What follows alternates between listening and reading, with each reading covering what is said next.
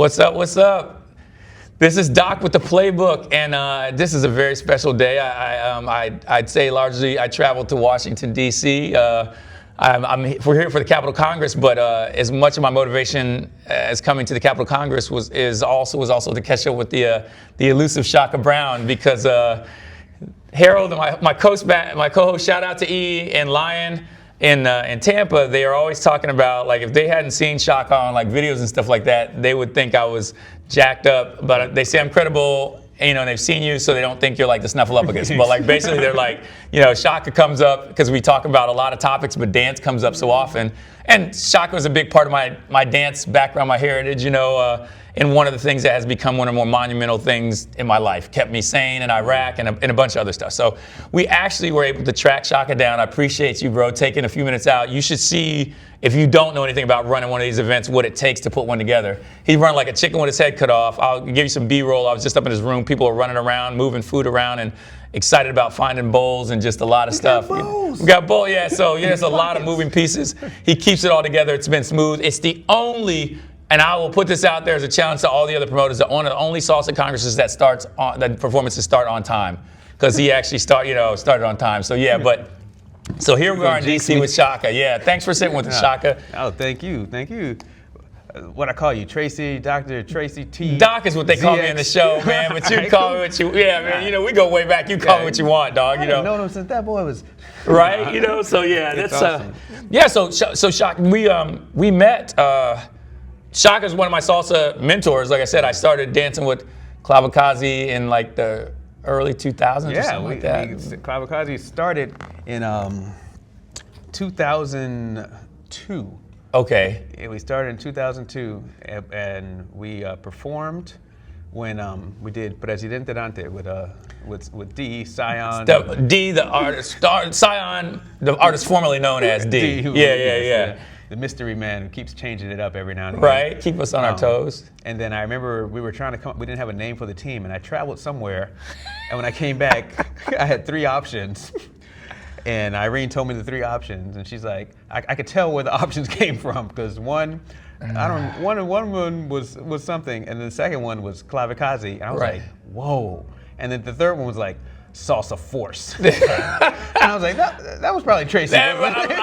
Safe to say that I do remember, trying to come up with like a superhero Avenger type of name for us. I'm like, but that's like Delta Force, or like, It was something like that. Yeah. So safe to say, we were on ClaveKazi, but I was okay with that because I loved it. You know what I mean? It was awesome. With Salsa Force, we might have been, we might have had some. To go around and like hurt people. Right. I was gonna say there might have been some physical, situations where people would expect us to save, the planet at certain times or whatever. Salsa Force. Right. Yeah. Exactly. But hey, you know what? So talking about ClaveKazi and Salsa Force, our first choreography as a dance company, the uniforms. So like. Those we gold shiny shirt. They're right up my alley because it was like a fitted shirt. And fortunately all the guys in our first routine were very fit. Yeah, luckily because if we would have had anybody that wasn't in shape, it would have been ugly. I remember thinking, like, after we wore those things, I was like, all right, next costume has to breathe. Oh yeah, that joint was like latex. Oh yeah, it was like not only was it shiny and fitted, like zero, no airflow. Yeah. We looked like busted condoms. It was just like here, and then your head was out, and then I pull that thing off, and then I don't wish I still had it, but it would be nice to have it hanging up somewhere. Look at it, because you learn things in life. I might have it somewhere in like one of the closets. I'm gonna look. If I have it, I'll stick it on the B-roll. But I do have a picture that I'll stick up. Enough pictures of us, So so we did it, and that was really cool. So that was just, So I was talking to, I remember the first routine at the Presidente. Okay, so Shaka has a personality a lot like mine. People might not realize that, but we have a lot of stuff in common. Shaka did something with that routine that I've done many times in my life, but I don't do it anymore. Cause like, I remember I was still traveling a lot and I had hooked up with these guys and we were putting stuff together, but then he like showed me the routine, and I'm a pretty smart guy and I've been doing choreography for like years and years, but it was so hard. It had like 467,000 footwork. I'm like, dog, why don't we like repeat the chorus? And Basics that we want a basic in there? oh my gosh, it was great. It looked great, man. But no one will ever steal it. Never. Like, no, that's because no one can, you know, yeah. So, but yeah, we did the first choreography. We'll jump back to that really quick, but jump forward to the Capitol Congress. And I'm always trying to discuss and remember these facts. I know DC has some of the oldest salsa history in terms of like events and congresses. Maybe the oldest because I mean, there's places that have been around longer than DC, but we've been doing it a while. We've been doing it a while because the LA Congress that started in like '98 or '97, and Puerto Rico had something going on before then. But the first Congress we started doing that was in 2005. But even prior to that, Ricardo did a salsa web convention. That's what I was trying to remember. I'm always trying to remember. And that was like, wasn't that almost as early as the? That was 99. Okay, so yeah, so DC has always been, you know, kind of like a salsa pioneer place. So I kind of started dancing because I got tired of the R&B scene and people, you know, as much as people would say that I'm bougie and flashy, you know, that's never been my thing. Like I meet people at a human level, you know what I mean? I don't care how much money you make, what color you are, religion, as long as you're a decent person, you know. And like hip hop and R&B clubs kind of got to the point where, you know, if I wanted to go in there with my Hugh Blow on and blinged out, you know, and I was parked my Mercedes, then you could like meet girls want to talk to you, whatever. Yeah. But it's like I love women, you know, and even though I found my soulmate dancing salsa, Uhuru Smith, shout out to my sweetie, I did not ever go out to clubs before salsa and even salsa to meet girls. I love music and dance, and so like it kind of turned into like. I started dancing salsa because the vibe was just so different and people were there for the most part for total different reasons in R&B and hip hop. Yeah, the R&B and hip hop clubs, it can be a lot of posturing where you got to look a certain way to get a certain attention, and that's just kind of, you know, it's that environment. If you were watching like a nature special, that's what it would be. Right, Whereas yeah. Salsa clubs, like people don't care what you do, where do you, if you work under a sink or if you work in a surgical office, they just want to dance. And how you respect the dance and how you respect each other is all that matters. Sometimes there's people that I've known for 20 years, and I find out later on, I'm like, oh, what, you're a nuclear engineer? They're like, yeah, 100%, I just bro. like to dance salsa. 100%. Yeah. Like I didn't know, you know, I mean, we kind of met and these guys kind of knew where I was working, but like I've had people that I've known for like a couple of decades, and they were like, oh, I didn't know you did this or whatever. And I was like, because we just got out together and hung out and danced and maybe grabbed a meal or something, you know. Like Danny and Ann, some of the, so I didn't take, you know, I was kind of like I always talk about aptitudes. I play a lot of golf. I don't suck. But I'm not about to be on a senior tour. I'm just saying. So like, yeah. So I don't have an aptitude for golf. I had an aptitude for dance. I learned pretty quick. Eileen Torres, I learned my basic from her. And Danny and Ann at Clarendon Grill, I learned the first couple of turn patterns from them. And then I kind of just went out on my own, videotaping Shaka and D. You know, and and I'd go home and be studying it, and working out. Yeah, you know, so that's kind of how, you know, I didn't take a lot of lessons at the beginning, but like I found out like Danny and Ann were like with Secret Service or something. Yeah, and Keith Gibbons that was running Clarendon Grill, you know, I knew him since the beginning. We danced on the same dance team together. We traveled, went all over the place, and he was just Keith. And he asked him what he did. He's like, oh, I just work, you know, government. I'm just an accountant or whatever. He just retired he's an FBI special agent. And we were just like, Keith? Right, yeah. You know? Yeah. I like, remember he was doing the cheerleading routine, you know? Right, bro. It's somebody, you know Denton from Orlando. What's his name? One of the guys who in Jalissa's tribute, Ben. Okay, yeah, of course. They dance together, I think. You know what I'm talking about, Denton? I don't know who you're talking about. Oh, yeah, because these guys, man, you know, I try to stay in shape, man, but when they did this choreography, man, they had some Spartan-looking stuff on, and I went home. They were picking up and holding the girl. Bro, I went home and did some push-ups and sit-ups, because I was like, God, I know they're younger than me, but that's just, I can't be that far behind these dudes. Feeling threatened. He's a frill. You know, how many times in conversations do we say, man, you know, it's not rocket science, or that person's never going to be a rocket scientist. Well, I found out Denton is a real rocket scientist. You know what I mean? Like, yo, bro, it's cool, you know. So it's like you said, you just never kind of know, because people don't hide behind the superficialities of what they do or whatever. It's like, we came here to dance, you know. You go out to dance, you say, like, somebody says, you know, used to go to somebody and say, hey, you want to dance? I'm a rocket scientist. And they'd be like, you dance on one or two. Right. So that's all I really care about. It doesn't matter, right? They don't care, you know. Yeah. So yeah. So just don't throw me up. Right. Just right. Yeah, I know. Just don't do some the whole LA, the old school LA injury prone. Like I'm gonna do tricks and flip you on the floor and conk your head thing. I don't know. I saw that a few times in person where people had to receive medical assistance, but that's a whole different episode. But yeah, so the first choreography, the DC Congress, how did you come about deciding to start the DC Congress? Because for me, when I tell people about it, I was like, you know, I'm always talking about the legendary, it's founded of the Shaka barbecues, you know what I mean? Because this dude had the most legendary barbecues I've ever gone to, and I'm a black person, so I've been to some barbecues. I found some footage from it. So I found some footage from the first ones, and so I actually have it on the thing. I might even play some of that tonight. Oh, I might have on leather pants. No, I'm just going to play it on the screen. Okay. So people can see the parties. Right. And so that's literally what it started from. Dupree and I, when we were living in DC on Chapin Street, we walked into an apartment that we'd found because we needed a place to live, and whole apartment, wood floors, all throughout the whole thing.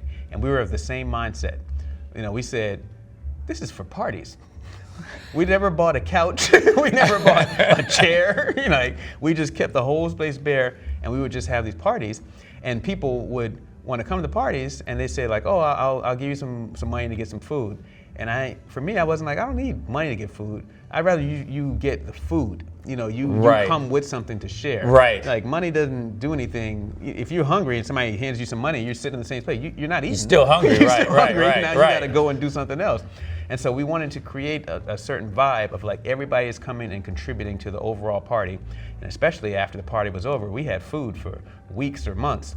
In fact, that was our timing for when we were going to have the next party, because we'd be out of food. Right. Trying to have a party. And so, you know, we would have a barbecue in the backyard, and it would start at 3 in the afternoon and just go until the last person left, 3 and 4 o'clock in the morning. And from that vibe of people started coming to it from all over the place, coming down from Boston and coming from New York, driving up from North Carolina. My buddy of mine flew from Chicago. Dude, I met people from Canada. I don't know if you remember. I met people, we were at one of Shaka's barbecues, and I met people that came from Canada to come to a party at Shaka's house in DC. So with that energy of like, all I wanted was for people to be there, and I wanted the party to be able to just keep going as long as we could keep it going. And David Melendez, you know, he came down to one of the parties once, and he was seeing just the vibe. I don't know if you remember, if you were there that day where we were having the party, because it was just an open door. I didn't know who was in the house. Right. Oh yeah. These little kids walked in. They were like 8, and they were just in the house. And I'm like, whose children are these? And they were like, well, you know, we live up the street. I was like, oh, okay. So then they looked for a little bit, and then they said, can we stay? And so Dupree and I said, go ask your parents. And when you come back, you got to bring something to eat or something to drink. That's the entry requirement. I was like, that's the cover. So they went to the corner store and bought like a 25-cent bag of chips, and then we're like, welcome to the party. And then he taught them responsibility. Well, that for us was like, that's how the Congress started. So when David saw that, and he told me, he said, you know, I want you to be my business partner. I'm going to do a Congress in DC, and you're going to be, you know, my local partner. I told him, I don't do Congresses. I don't organize that kind of thing. And he said, you know, yes, you do. You know, what you're doing right now is that. Right. And I was like, all right, well, I'll keep doing that. And we've been doing that now for 20 years of just making it a reunion. What's more important to me than anything else is if somebody tells me they want to be there, I'm going to find a way for them to be there. I'll find something they can do, something they can contribute to. If somebody's like, I have no money, but I really want to come, I was like, well, you're going to be checking wristbands, you know, but you'll be there, and then you'll be at the party. That's all I want. Yeah, see, there's nothing else like that. There's no other Congresses that are born of that kind of, you know, thing. I mean, for old school salsa people, we were talking about that last night, how like it used to be such a community. Like I traveled a lot for work, you know. I was telling people this story about how I was going to Budapest on a mission, and you gave me a point of contact. You gave me a point of contact while I was able to dance in Delhi. You know, like Shaka is one of the most world-renowned people from the, I mean, because he travels and he does it, but you know, to the fact, I mean, I like to say ClaveKazi takes a lot of credit for it, but we did our stuff, but like, but like he just, like everywhere you go, people know Shaka, Shaka knows people, and that's, like I said, a man after my own heart, because you know, to me, that's what the world is really about, and you know, it's the connections, you know, but like, I remember I went to Budapest and you gave me a guy's number we were emailing, and he thought I was a girl, and I could tell he thought I was a girl, because then he started flirting with me, right? And then I told him I was a guy, and he felt bad, and then he hooked me up with a great experience. But like, I would go to Chicago for a mission, and I get there, and I had a nice hotel because I'm there with the SecDef, but people would be like, hey, you could stay at my house. Mambo Tribe, who used to be in Chicago then, when Christina and Sekou were still, you know, my twin Sekou, who people confuse us all the time. Get pictures, get tagged on Facebook. Right. I'm like, yeah, it's Sekou, that's not me. But yeah, so, you know, that it's just, Chicago is just people are just, is like a family. And back in the day, that was kind of common. It's not the same everywhere anymore. Yeah. Society's changed. It's something that happens, I mean, when things grow so big, when things grow so big, it's hard to like keep the intimacy. Right. You know what it reminds me of? That concept of like the Japanese tea party.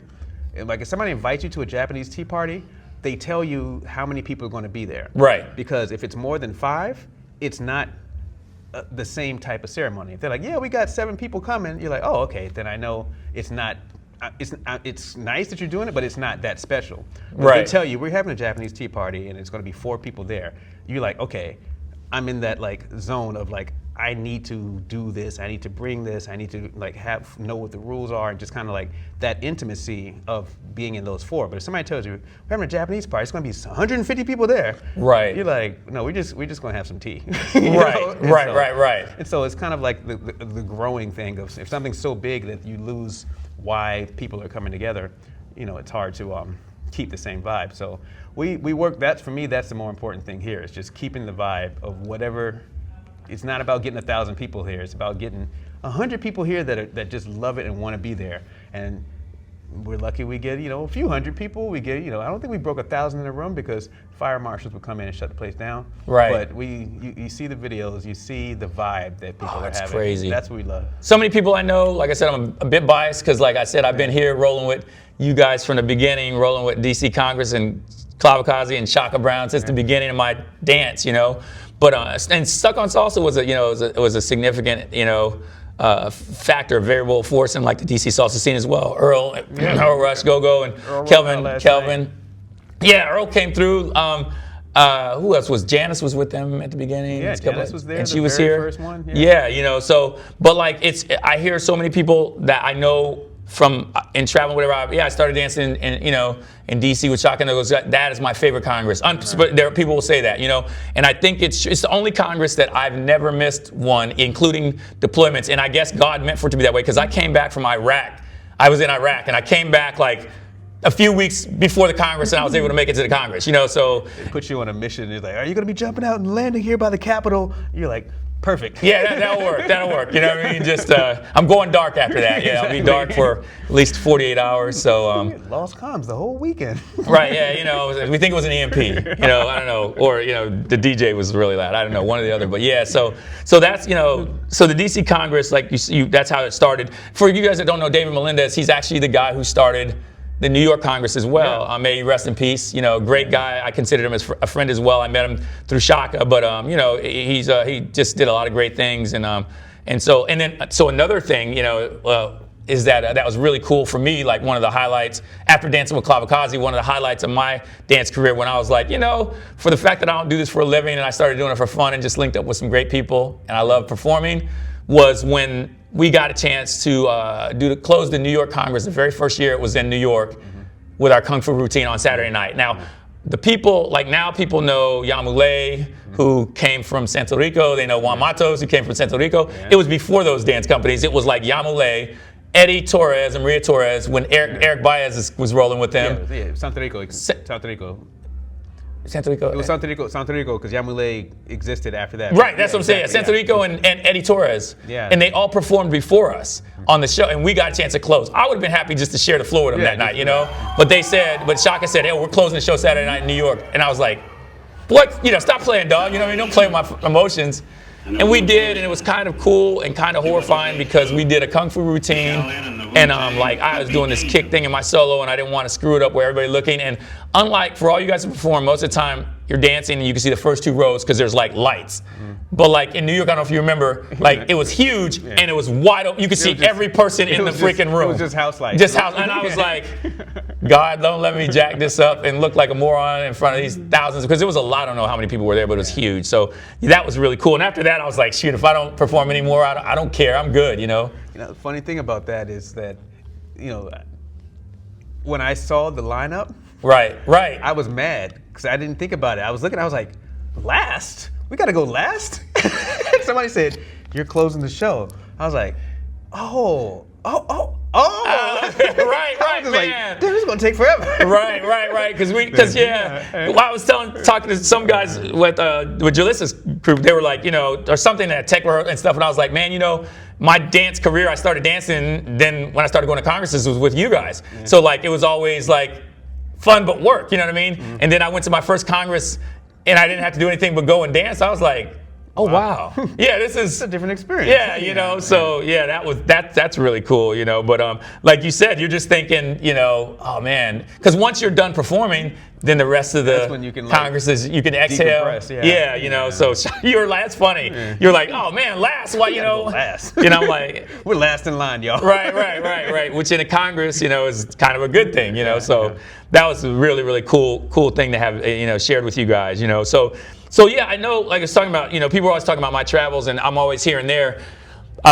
For somebody who didn't travel with the Secretary of Defense and who, doesn't have a wife that's trying to, see every country in the world with him, you are one of the most well-traveled people I know. You're always somewhere different, traveling. And he speaks about, he'll say he only speaks a little bit, but he speaks like a trillion languages, and he'll say he only speaks a little bit, and then you hear him like speaking in like Czech or freaking Mongolian to somebody. I'm like, dude, I thought you said you only spoke a few words. I told you to bring her some fresh daikon. Right, yeah. So, but yeah, so you traveled quite a bit. You're still doing quite a bit of traveling.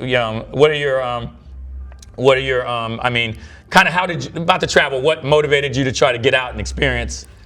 Bro, it's a long story. Okay. The short version of it is that I grew up without a lot of opportunity. Right. And I always wanted to travel. When I was in college, people said like if you go to college, you should do a study abroad. Study abroad, yeah. So I got to college. At first, I was working hard to get to college. I had lots of credits, AP credits. Right. Because they were like, yeah, you'll save money when you go. Right. But the problem was I got to college thinking I was going to be able to do a study abroad, but I had so many AP credits, they were like, oh, you can just start taking classes straight in your program. But I was studying computer, information systems, and there were no study abroads for computer. Right, because we had the same, that's my undergrad too, yeah. So I could not travel, and so I was like, okay. And then when I graduated, I started working at a company. And the reason I started working at that company was they told me they had offices all over the world. And they're like, yeah, we have offices in London, we have offices in Australia. I was like, can I go to those places? He said, yeah, you'll definitely go to those places. Boom, sign me up. They signed me up. I got hoodwinked. I was sitting in the first meeting, and they're talking about some like deployments they have to do and set up these computers here and there. And I was like, it was Australia. And I was like, all right, when do we go? He's like, oh, that's going to be for like the senior engineers. I said, okay, so when do I go? And they said, oh, well, you're a junior engineer. I didn't ask you who I am. I said, like, when do I go? Yeah. And he's like, oh, in about 5 years. I put in my 2 weeks notice, and I was like, dang. Shaka was like, you. That was just that BS right there. Yeah, exactly. I mean, they had pushed me through. I had to get a clearance and everything. I had the clearance. I was working. First meeting, I was like, that's not. I didn't come here to work to make money. I came here. You told me I was going to travel. Right. And so as soon as I quit, I bought a ticket to Brazil, and I just left. And I went there. I lived there for 7 months. And yeah, because you were always living, not just traveling. Like he'd be. That's what I said. He'll be somewhere living, like submerged in the culture, speaking a language. Well, for me, it was the joy of being able to go places and like learn about different things. Because sometimes people they get refrigerator magnets because you're like, yeah, I had a stopover on a cruise in 7 countries in 7 days. I'm like, so what do you remember about the places? Yeah, you remember your cruise ship. That's it. Right. But I like to get someplace and really learn it and create an experience and meet the people there and that for me, that's the joy. And then you meet good people, you start to gel together. And so then if I tell somebody, all right, Tracy's coming out there, take care of him. Which they did everywhere I ever went that he sent me. Even the guy who thought I was a girl and was flirting with me, he was taking, and then he did way better after that because he was embarrassed about thinking I was a girl. Sorry about that. What I meant was. Yeah. So like I said, yeah. Well, you're 100% right about that. Like we cruise a lot now, right? And everybody will go. I get a lot of flack because they'll go, so where are you going? And I'm like, I don't know. And here's why. Because I only used cruises, thank God, because I was blessed to travel quite a bit. My family, military, I only used cruises a lot of times just to recon the places. Like the first time I ever went to Aruba was on a cruise ship. But now we've been back like 3 or 4 times just on vacation. And then I went to St. Martin. She liked it. I didn't. I don't need to go back, But she went back with her girlfriend. So like now out of Florida, we've cruised to about every place you can cruise out of Florida. So when we're cruising someplace new, it's only because we're cruising out of Europe or some. So I actually will say I don't know because it's kind of the reverse of what you're saying, but the same concept. It's about the experience. Like we invite people on our cruises, it's like it'll be 15, 18, 20, Darlene and Brian, and we're just enjoying the ship and each other and the fellowship, It's like, I don't care where this goes. I'm just here to kick it with you guys, you know what I mean? Type of thing. So it's really cool. But like I said, that's what I admire about you, because a lot of people don't know. Like you said, we'll do more complex discussions when we bring them on the show in Tampa, but it's definitely because, there's a lot to you, you're an interesting person. A lot of people don't know and don't understand. Like I was talking to somebody who was going to FAM. I met some guys at a kart thing or something where someplace, man, he's like going a roller skating rink, and he was like, yeah, he's at FAM, and I said, my boy went there, and I was like, yeah, and then you were that dude. I ran in a lot of different circles when I was there, so a lot of people knew me when I was at FAM, from the band to so what'd you do in the band? And I was not the drum major. We were in the drill squad, the flag team. Man, all those people. It's hard to explain, but people think about the flag team like they think you're a majorette. No, the majorettes have, they got skills, but we had like these 8-foot poles, so it was more of like a drill type team. Oh, I've seen it. Yeah. Because I have enough, HBCU people in my life and my family. So that's what I'm saying, man. For you, FAM is like one of the baddest freaking, bands, drill team squads on the face of the earth, man. And that's an accomplishment. People don't, We gotta sit down with some time, because I'll tell you stories about FAM. But I joined the Marching 100. I had no idea who they were. It was because of a girl. And I was talking to her. She was in the band, and she was always at rehearsals. And so I said to her, I was like, man, I wish I could be in the band, because then I could spend more time and get to know you. She said, oh, well, why don't you join the band? And I said, well, I don't play an instrument. Right. And she said, oh, well, we have the flag squad. And I was like, flag squad? What are you saying? She's like, no, our flag squad gets down. It's the dozen.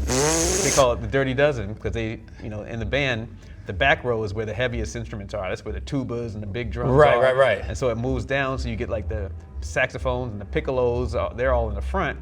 Then you have the drum majors, but in front of the drum majors, you've got the dozen. Right. And so we have to get down, because we don't have any instruments, we're not holding anything. Right. We just have to we gotta throw it when we're out there. And so, but I didn't even know.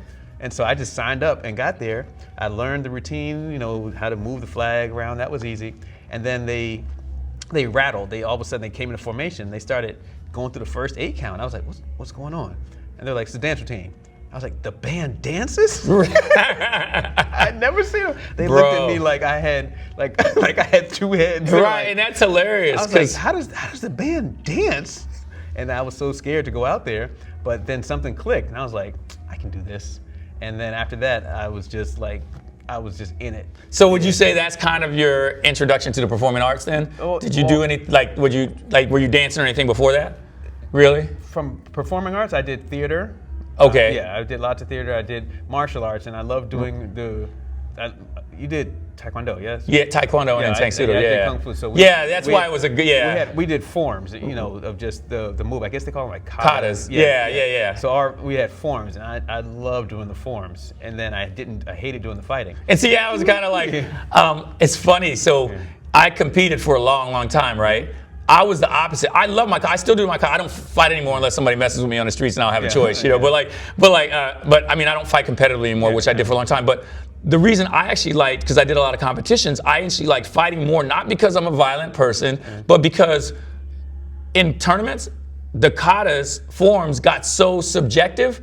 Like people would have crappy technique and whatever, but they'd have sparklers on their suits out of elbows, and they were good gymnasts. What is that, velvet? Right. So they're flipping out here, and the sparklers are going, and stuff's blowing up, and they go and they hold it for like 10 minutes, and like everybody's screaming. I'm like, dude, he did like 3 blocks and 4 kicks, and he like won, you know? So I was like, you know what? You can subjectively judge the katas, but if I beat you up, it doesn't matter. it's not subject, you know. So, but yeah, that's what. So do you still do any of your? You still know your katas? I still remember. I don't do them, but I still remember them. But I love doing them so much that, you know, I would get first places on doing the forms. In forms, right. But I couldn't enter the competitions and not fight too. Right. So I had to spar, and I was good at the sparring because I did not want to do it. I wanted to get it over with as quickly as possible, and just so I would just be like, what I got to do to get a strike?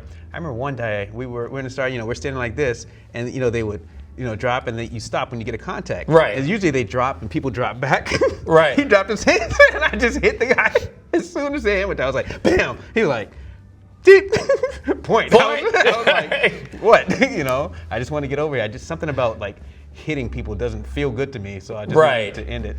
So I couldn't get very far because I wouldn't do a lot of fighting. That's good. That makes you a good person. I just you know wanted what I mean? to dance, basically. And that's what, like, martial, I mean, there's such an overlap, you know what I mean, between martial arts and dance. Absolutely. That's part of how we did the Kung Fu routine. Oh, yeah, that was a lot of fun. I used to watch so many Kung Fu movies, and, you know, it's such a standard model where, you know, you'll have the hero, and they have some where the hero is saving the girl, but I like the ones more where the girl can like hold her own. Oh too. yeah, and all of a sudden they're like fighting back to back and then teaming up, or she's beating him. I still watch that stuff. The old ones and the new when something new comes out. I have like a clique of guys on my Insta that are friends that they'll send me like clips or old school movies from those, and yeah, that's exactly. I watch those all, and to me, I would watch that, and what I loved was like how the forms and people were interacting and going through their things and fighting. Yeah. And that to me, the choreography, fight choreography is amazing. What we do in salsa is the closest thing to that,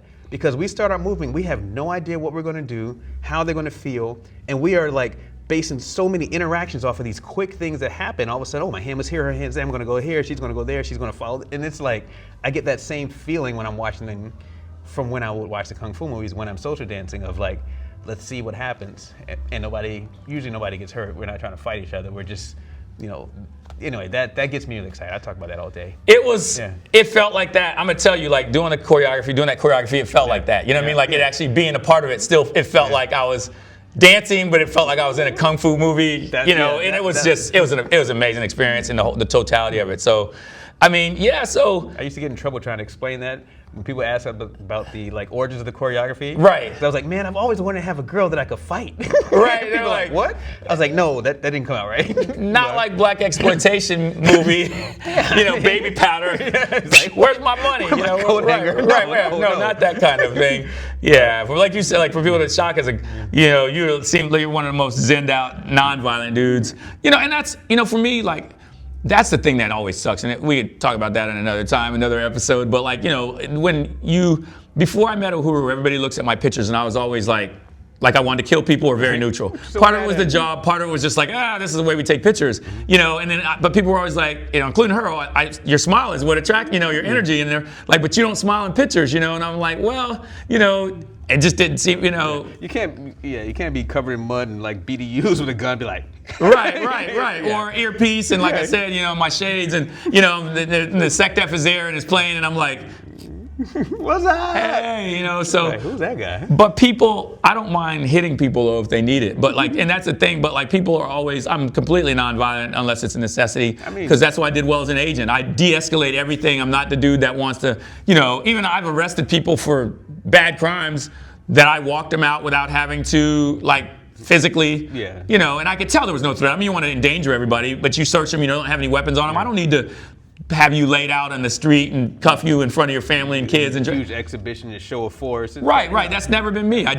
But the flip side of that is, unfortunately, I don't know if you ever experienced this. Like I said, we can talk about this and when we get you for the full episode. But just like people because society's just like silly now, and people are thumb thugging, we call it, where everybody's a hero behind the keyboard and everybody's an expert behind the keyboard with zero qualifications on their CV. Well, people have always done this, but it even gotten sometimes where people mistake your kindness for weakness. So like when I smiled less, I had to stop smiling and go, no, look, if you don't chill out, we're going to have an issue, really, and it's not going to get resolved the way you think it's going to. Like, and that's kind of the thing. Like, people are always mistaken, my smile and my kindness for weakness, because I love people and I care about the guy. I mean, I believe people are inherently good. I'm about peace and love. Just if you do something bad, then I'm not going to. The opposite of Shaka. Like, if I have to do something bad to you, I'm not going to even lose sleep for my appetite. I'll absolutely defend myself and defend those that I love. Right. There's no like, oh, maybe I should defend them. No. Right. I don't need to attack somebody to defend. But it's, what? It's what you said. There was a guy who I knew who was like one of the best kickboxers I knew at the time. He was a world-ranked guy, and I'm Christian, believe in God, But he said when he became saved, he stopped fighting because he lost the desire to hit people and hurt people, you know what I mean? And I'm like, that's really interesting, because like, I'm like never fought from a place where I felt like I was trying to hurt people or anger. It was always a sport, even when it was full of content, you know what I mean?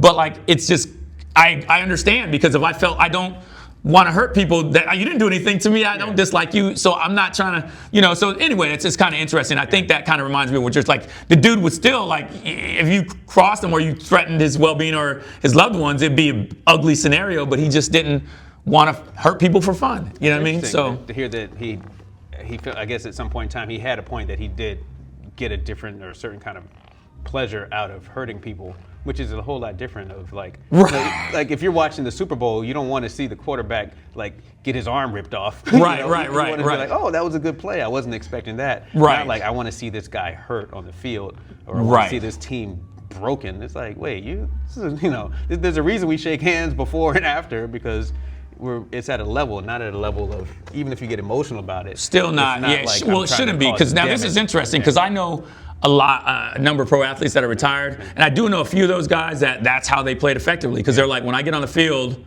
I have an enemy. It's like we can be boys, but I'm trying to kill you out here as close as I can get to killing you and not be illegal, and I can understand at the level of competitiveness that they're at, whatever edge you need, and that's kind of what the thing, some people, it stays sportsmanlike, you know what I mean, and then some people are like, no, this is like Vietnam until we get off the field, and then we can go have a pizza, but right now, like you said, if you can flip-flop that, make that, and not be a sociopath, not be dogs turning up dead in the neighborhood later when you're not in your off season, cats burning and whatnot. Right, you got a different problem. But man, I know we said it's gonna be like 15 minutes, and this was quick topics, and we're at 37. I was gonna say 39, but all right, cool. See, I don't even care though, man. This was good though, man. So we are definitely gonna have you out to DC to do the show. Yeah. And we'll come to DC, or I'll go to Tampa. Or to Tampa. To do the show, because we had a little cute Playbook studio set up at the house, man. You're welcome to come out and stay at the crib. Uhura's already said, well, just tell him come whenever. He's welcome whenever. So every time I tell you, I'm going to come to Tampa, I'm gone. Like, I'm in Dubai that time. It's his fault. It's like him though, right? Because I'm like, I'm more gone in my retirement than I was when I was, But yeah, we're gonna make it. We'll definitely make it happen. And the fellas are excited about having you on the show too. We'll maybe shoot a couple of episodes and air them. Break it down, because if we have a lot to talk about, it could easily be a 2-hour show. All right, we're tired of seeing Shaka now. Right. So we'll do that, and Tato will be happy to have you down there too, because he's been on the show. He's on the show. We had Sonia Rivera. She was our guest one. Yeah. So, but Tato's like, bring me back. And he's like, I don't want to just talk about salsa, because Tato's like well-rounded dude, funny. A lot of stuff we can talk about that doesn't have anything to do with the salsa. I can sit there quietly. Man, Tato's like I said, Tato's a hell of a golfer. I would like to say that I'd kick in his butt and that but no, I'm not even gonna start with that. Now I'm not even gonna poke him because he's like freaking Dominican Tiger Woods up in this joint. He's the real deal, you know. So, but yeah, anyway, man, I appreciate you taking the time to talk to me here on the Playbook. Everybody's gonna be happy to see you in real life. I'm gonna the Capitol Congress this year has been phenomenal as always. Well, we're ready for next year too. Still feels like a family, and you guys, like I said, there's nothing like it. I've been doing this for a long time. Congresses all over the planet, and there's still nothing like this Congress where everybody still feels like, you know, it's kind of like Cheers, you know, where everybody knows your name. You know what I mean? Like. Right. Everybody, no matter whether you just started dancing, whether you're one of the better professional dancers that you see doing amazing things on stage, you'll run into them and they'll have a conversation or what. Like last night, Ishmael and Leon Rose and I, you know, we sat up talking about old times and whatever for 45. That doesn't happen at any other Congress. Everybody's either dancing or eating or sleeping. But like here, we'll sit up just like this and. Yeah, we stay intense, but we put in the time for the social connections here. That's more important to us than anything else. Because I don't remember what I did at a workshop 20 years ago, but I remember the experience that I had, or the people that were there, or something funny or something crazy that happened, and they'd be like, "Oh, you remember that time?" I remember this was the room that we had an after party for the Congress, and we had one girl that was there from the high school, and she was so excited about the Congress. This was 2013. She was so excited.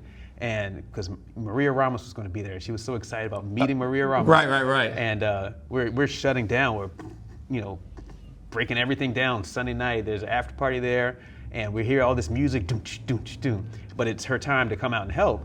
And so she comes out and she's like, "But I was twerking with Maria Ramos," you know. And I was just like, "That's what you remember." I don't remember. Bro, that's that event made money, if it didn't. But I remember that experience. So she was so happy to just be out there twerking with Maria Ramos. It's like, you know. For her rest of her life. Exactly. That's a lifetime memory. She's always going to cherish that memory. You know, and that's, like I said, and that's what this, like I said, is all about to me. Like half of the stuff we were talking about last night was stuff from other DC Congresses. You know, you know that we, you know, like stuff we remember. Like you said, very few like, you know, workshops, technical stuff, some of the performances, whatever, but like just moments. You know what I mean, between like friends and people that are more like family at this point. So.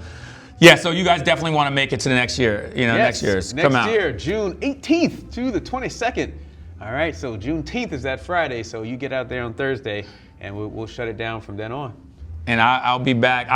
Somebody asked me a couple of days ago, because they must have, one of the last Congresses they've been to, because some of our after parties here have been epic, where we played some music and people are dancing off hip hop or whatever, twerking with Maria Ramos, and something came on and people started, you know, dancing, doing hip hop stuff, and I guess that was the last time I felt like it was potentially safe for me to do a windmill or something, you know, and it's funny because.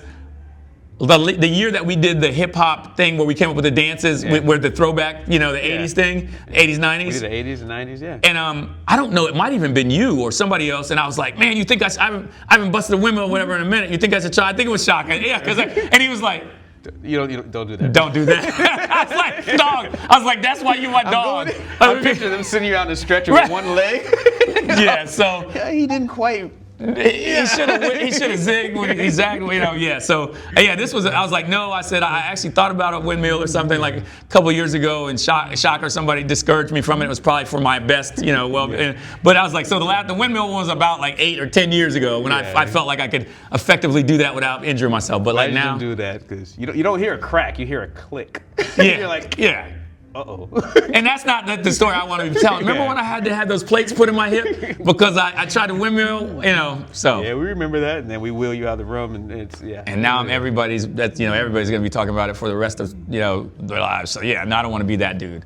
Shaka, bro, thanks for talking to me, man. We'll get it going. We will, like I said, check out the Playbook, like and subscribe, and we will definitely get Shaka Brown on another full episode in Tampa, Florida at the studio. And until then. It's time to dance. Peace. Let's go dance, baby. Come home.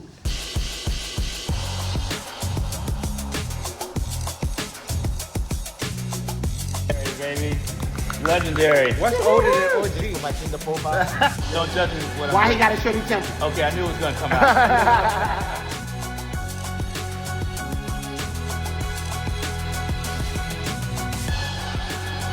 So doing their thing, kind of keeping elevating the quality of dance. 100%.